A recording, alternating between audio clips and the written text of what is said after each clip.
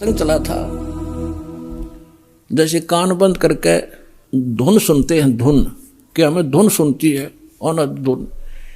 अब नाम तो तुम जाप क्या करते हो और धुन सुनने का दावा करते हो, हमने सतलोक वाली सुनगी। अब धुन क्या चीज है और मंत्र क्या चीज है? जैसे एक ढोल होता, ढोलक, ढोलक के बजाने का एक विशेष डंडा सा होते हैं, छोटे छोटे डंड की ही, और उनको ही लगाने से बजाने से उसकी वो वही आवाज निकलती है जो ढोल की होनी चाहिए।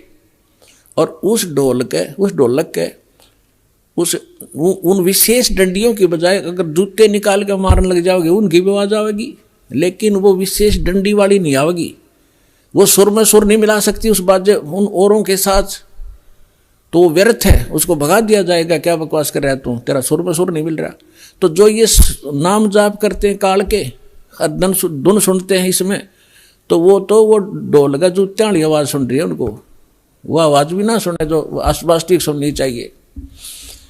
तो इस सत्य नाम के जाप से जो आपको यहाँ धुन सुनेगी, लेकिन इस धुन को सुनकर हम करेंगे क्या? हमने तो वहां जाना जहां से धुन आ रही है, ये धुन न चाटेंगे हम, कोई बात है? हम तो वहां जाएंगे जहां से धुन यहां आ रही है, वहां पहुंचेंगे तब जाकर बात बनेगी।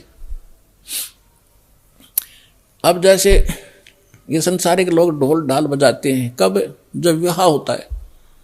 अब हम गांव के बाहर बैठ कर ढोल सुने जाकर, ढोल सुने भाई, तो क्या वहाँ लड्डू जलेबी मिल जाएंगी? लड्डू जलेबी तो वहाँ मिलेगी जहाँ वो ढोल बज रहा है, वहाँ जाना पड़ेगा। तो इस प्रकार हमने सतलोक जाना पड़ेगा, वहाँ सब सुख प्राप्त होंगे। इस धुन से कोई लाभ नहीं, बजो सुनो ना सुनो, आपको जो मंत्र दे दिया इसे अपने आप वो बज रही है, अपने आप सुर खुलते चले जाएंगे। इसमें असंख्य धुनें हो रही हैं शरीर के अंदर, वो धुन न्यारी है इनसे। कोई है रे परले पार का, जो भेद कहे झनकार का, गरीबदास जी कह रहे हैं। कोई है उस परले पार का, यहां मुझे बताओ, और वो धुन का भेद बताओ जो धुन वहां है परले पार यानी सतलोक में। ये नकली धुनें हैं, यहां पर जो तुम सुन रहे हो ये धुन वो नहीं है। गरीबदास जी क्या कहते हैं? कोई है रे परले पार का, जो भेद कहे झनकार का, कोई है रे परले पार का।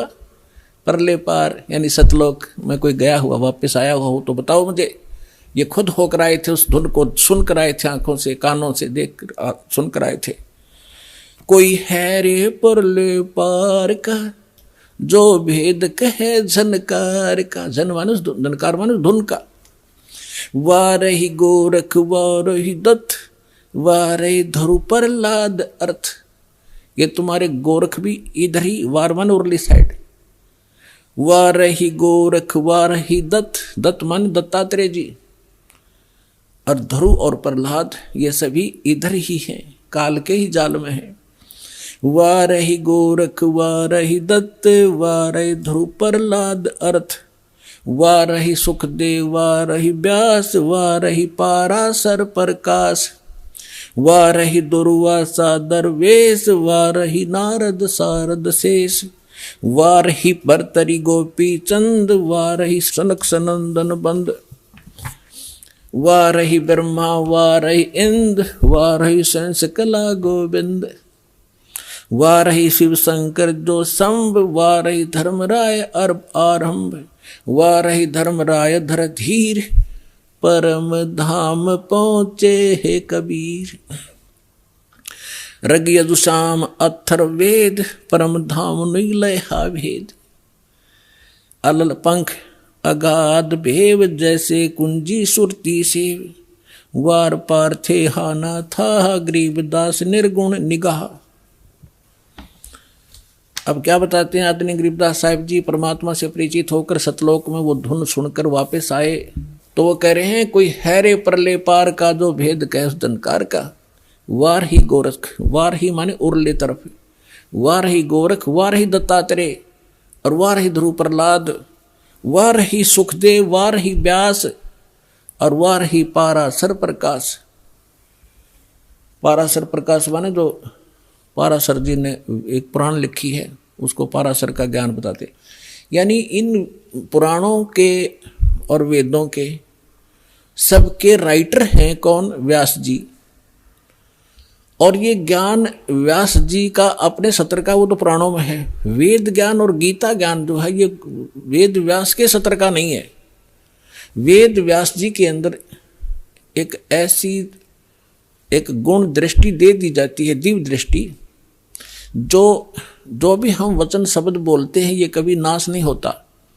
ये ब्रह्मांड में घूमता रहता है, पूरे के पूरे सेंटेंस घूमते रहते हैं। अब भाषाएं बदलती रहती हैं जिस कारण से वो आज ऋषि नहीं समझ पाते। तो परमात्मा एक ऐसा गुण देता है अपने ज्ञान को लिपिबद्ध कराने के लिए, तो वेद व्यास में दिया था। और उन्होंने वेदों को जो भी जैसा था एज इट इज लिख दिया, उसमें अपना कुछ भी नहीं मिलाया।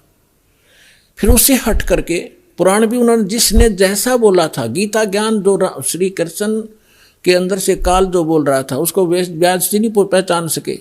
श्री कृष्ण में जो काल बोल रहा था, श्री कृष्ण के शरीर का प्रयोग करके जो वार्ता अर्जुन और उस श्री कृष्ण के मुख से बोल रहे उस ज्ञान की हुई थी, वह जो भी थी एज इट इज लिख दी उसने। जो संजय ने बोला, धृतराष्ट्र ने बोला, फलाने ने बोला, वो सारा कुछ लिख दिया। इसमें इसका अपना कोई रोल नहीं। और इसका रोल होता फिर ये इसमें देवी पुराण के अंदर प्रथम स्कंद में कि हे भगवान, ब्रह्मा उस नारद जी से पूछ रहा है कि सृष्टि किसने रची, कैसे रची। नारद जी बता रहे हो मैंने अपने पिता से सुनी नो। तो उनको ज्ञान होता है व्यास जी को, तो वो अपने ही तरफ से लिखता और अपना ही ज्ञान बताता। तो यहाँ कहने का भाव ये है कि ये चारों वेद जो हैं ये इनके अंदर परमात्मा परम धाम का पाने का ज्ञान नहीं है। उस परमात्मा